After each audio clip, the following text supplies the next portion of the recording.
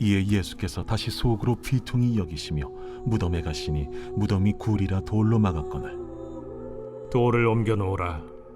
하시니 그 죽은 자의 누이 마르다가 이르되 주여, 죽은 지가 나흘이 되었음에 벌써 냄새가 나나이다. 내 말이 네가 믿으면 하나님의 영광을 보리라 하지 아니하였느냐. 하시니 돌을 옮겨 놓으니 예수께서 눈을 들어 우러러 보시고 이르시되 아버지여, 내 말을 들으신 것을 감사하나이다. 항상 내 말을 들으시는 줄을 내가 알았나이다.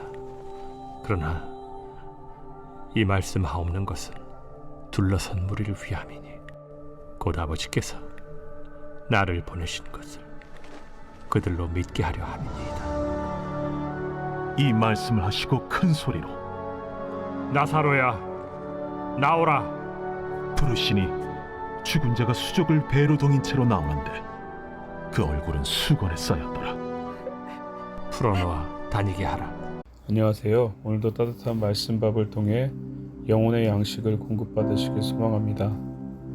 자신의 사랑하는 가족을 떠나보내고 죽음이라는 도저히 극복할 수 없는 문제 앞에 슬퍼할 수밖에 없었던 마르다와 마리아를 만난 예수님은 이제 나사로가 잠들어 있는 무덤으로 나아가셨습니다. 요한은 예수님께서 다시 탄식하셨다고 언급하고 있습니다. 요한은 예수님의 슬픔을 반복해서 언급하고 있습니다. 이것을 통해 요한이 우리에게 아주 중요한 한 가지를 말씀해 주고 있습니다. 그것은 예수님께서 어떤 분이신지에 대한 것입니다. 그리고 그것이 연약한 우리에게도 어떠한 은혜로 작용하는지도 보여주고 있습니다. 예수님은 분명 참 하나님입니다. 그러나 동시에 참 사람입니다.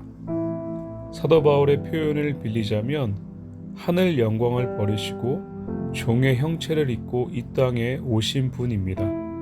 그렇기 때문에 예수님은 인간이 겪는 슬픔을 드러내셨고 눈물도 흘리신 것이죠. 이 말은 참 하나님이신 예수님이 보잘것없는 우리의 마음을 이해하시며 공감하실 수 있다는 의미입니다. 히브리서 기자는 예수님은 우리의 연약함을 동정하지 못하실 이가 아니라고 언급하면서 그 이유가 우리와 똑같이 시험을 받으셨다고 말씀하고 있습니다. 참 사람이 되셔서 이 땅에 오신 예수님은 우리가 겪는 수많은 감정과 한계를 직접 경험하셨습니다.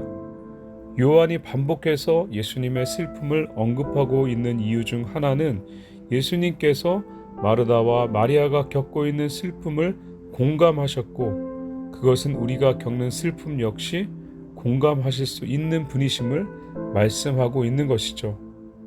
그렇기 때문에 우리가 예수 그리스도께 슬픔을 토로할 수 있는 것이고 우리의 슬픔과 고통을 이해하시는 예수님은 우리를 위로의 손길로 어루만져 주시는 것입니다. 또한 인간의 감정을 가지신 예수님의 반복적인 슬픔은 예수님의 사랑을 받는 자들이 겪는 특별한 고난에 대한 것이기도 합니다. 예수님은 나사로의 죽음과 마주할 것을 이미 알고 계셨습니다. 이 병은 죽을 병이 아니라 하나님의 영광을 위한 것이라고 말씀하셨습니다. 그래서 신속하게 이동하지 않으셨고 이틀을 지체하시기도 하셨습니다.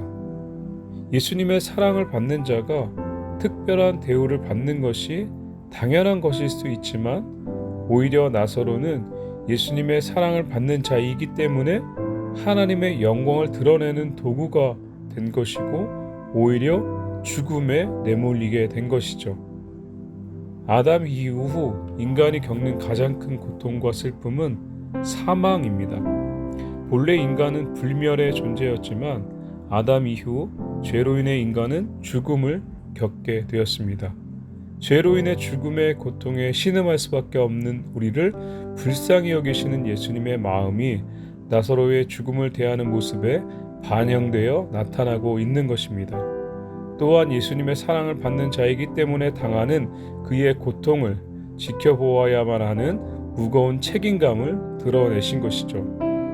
그러나 이 모든 것을 뒤로하고 예수님은 죽음 앞에서 행하실 놀라운 사역을 위해 나사로의 무덤 앞에 서셨습니다. 그리고 무덤의 돌을 옮겨 놓으라고 말씀하셨습니다. 마르다는 나사로가 죽은 지 4일이 지났고 냄새까지 난다며 예수님의 행동에 대해 의문을 드러내고 있습니다. 지난 날수와 시체의 부패 상태의 구체적인 묘사는 나사로가 완전히 죽음에 이른 상태임을 드러내는 것이고, 그가 자신의 힘으로는 도저히 무덤 밖으로 나올 수 없는 상태임을 모두에게 말씀하고 있는 것입니다. 그러나 예수님은 완전히 죽게 되어 냄새까지 나고 있는 나사로를 향해서 큰 소리로 무덤에서 나오라고 부르셨고, 나사로가 일어나 무덤 밖으로 나오는 놀라운 사역을 행하셨습니다. 중요한 것은 이 역사가 마르다나 마리아의 믿음에 의해 일어난 일이 아니라는 것이죠.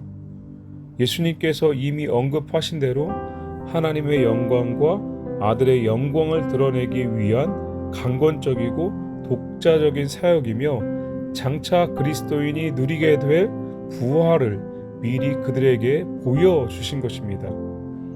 예수님은 우리에게 말씀하십니다. 나는 부활이요 생명이니 나를 믿는 자는 죽어도 살겠고 무릇 살아서 나를 믿는 자는 영원히 죽지 아니하리니 이것을 내가 믿느냐.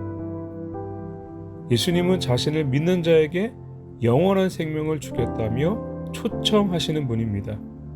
그분을 믿음으로 우리는 영원한 생명을 얻게 되었습니다. 그 영원한 삶에 비해 이 세상의 삶은 잠시 잠깐 있다 없어지는 안개와 같음을 우리는 늘 기억해야 합니다. 영원한 생명을 주신 예수님과 함께 이 땅에 소망을 두는 삶이 아닌 영원한 하나님의 나라를 향해 힘써 나아가는 우리 모두가 되길 간절히 소망합니다.